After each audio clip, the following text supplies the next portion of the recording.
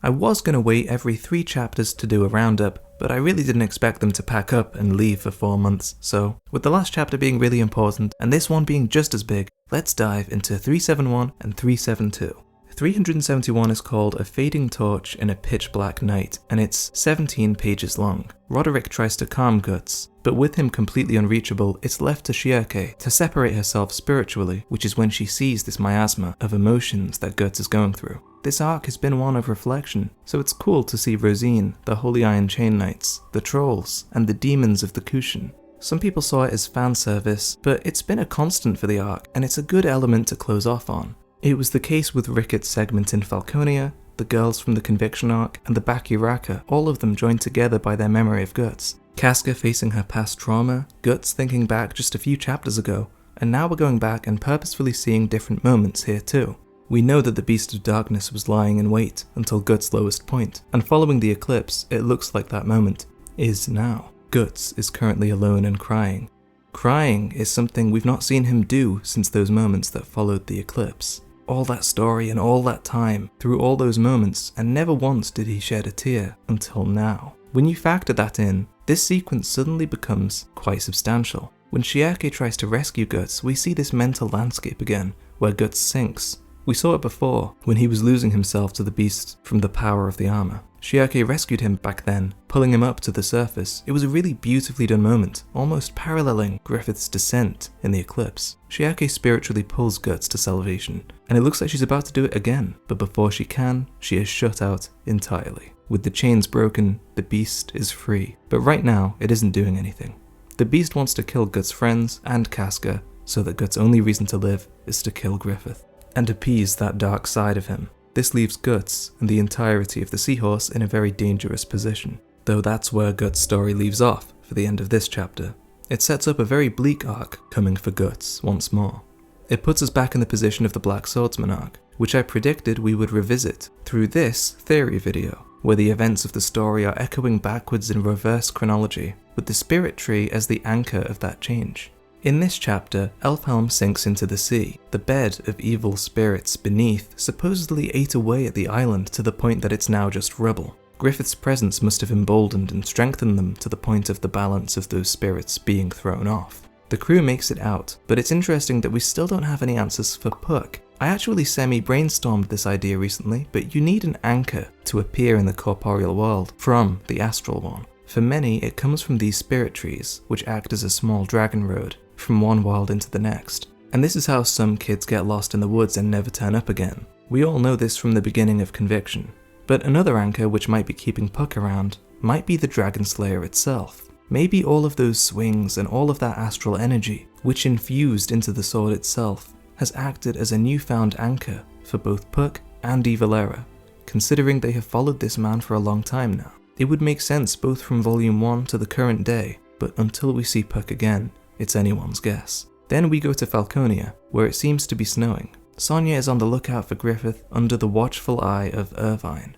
I do like how we see her still idolizing Griffith. She's wanting to be there for his return, despite being in full view of the Pandemonium, the most violent and wretched place in the whole city. It's a nice contrast that at the very least reminds us that the team are aware that this girl has some serious issues and a story arc that needs addressing. It's probably the most promising part of the chapter, considering we have Griffith and Charlotte's wedding, and Sonia's feelings on that alone, and now Casca thrown into the mix. The team seems to put Sonia at the forefront for this perspective, which makes me really happy and hopeful that they won't take it away from her, as the dramatic nature of her character has fully been set up. The pins are there, they just need to strike them down and have Sonia read Casca's mind, and then she will finally see what her shining god has done to this woman and his original Band of the Hawk. But anyway, with that, Griffith and company arrive. The next chapter, 372, is titled The Red Raven Sleeps in the Birdcage, and goes through Casca's experience in Falconia. The art style is straying further than usual, but at least here they are ramping up the pace, basically giving us 21 pages of trouble in paradise. Casca is essentially a prisoner, monitored, and hawked over. She is the polarity, like I was describing before, in that she is now the damsel princess in much the same role as Teresia was. It's building up to the reverse flow of time so that the Black Swordsman arc essentially comes again, though this time Guts is coming for Casca, and to kill Griffith. It's also a chapter that's reminiscent of another, the haze in which Griffith forgets his dream and lives in peace. Casca here is living through the motions of a life she doesn't want and never asked for. She's personally dressed and fed. She suffers the mockery of hearing about the Band of the Hawk. She seeks the others, even Guts. So it's a bit of a weird thing that Guts himself didn't think explicitly about her. But either way, she snaps, she fights, and then she's confined. It ends unclearly, but with the word east being uttered by Griffith, and himself looking at the world tree. If he wants to travel east, we know that that's where Rickert and the Bakiraka are.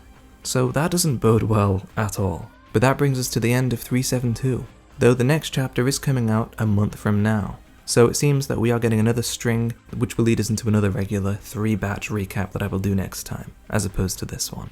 The 42nd volume releases later this year, and it's been revealed that the page count is 192 pages, which either means an expansion of the chapters we've already received, that these chapters are going into it too, or a little of both. Miura often made little amendments to his work, and changed things to make the whole thing more fluid. They could do that here, maybe add Guts thinking of Casca in those moments, maybe have Puck disappear, or not, but just something definitive for him, and then the case of Zod, having navigated the world tree by himself. There are some things which aren't as clear-cut, or really as concisely told as we're used to, that they could clarify before publishing. But this chapter was quite a solid one. It marks the first full-on change of point of view, and there's a lot more writing in terms of that point of view. You could say it makes sense that they'd be more confident to write with that voice, which hasn't been heard in so long, than with Guts. But they can't carry on telling this story without more certainty in how these characters think and speak. For example, Kentaro Miura, in the interview which has now recently come out that he released for the Berserk exhibition, in that interview he says that Guts goes his own way, and we will get the backstory for Skull Knight. Those are both very strong, deep, lore-based perspectives, and so they need to get a bit better at that specifically compared to what we've seen so far. But the next few chapters look to be following on with this point of view, either Griffith going east, or with Casca living in Falconia. But yes, 372 in particular is a very solid chapter. I especially loved the big cavernous halls, creating that theme of isolation for Casca, and that's what made me think back to those chapters of Griffith, when he tries to make peace with a life where he doesn't take his destiny. It's impossible not to look at these chapters and think what could have been with Miura, but 372 is probably the happiest I've been. So I guess I'll have to settle for that. But what did you guys think? Comment down below, like the video for more, and subscribe for more too. Thanks for watching, and have a great night.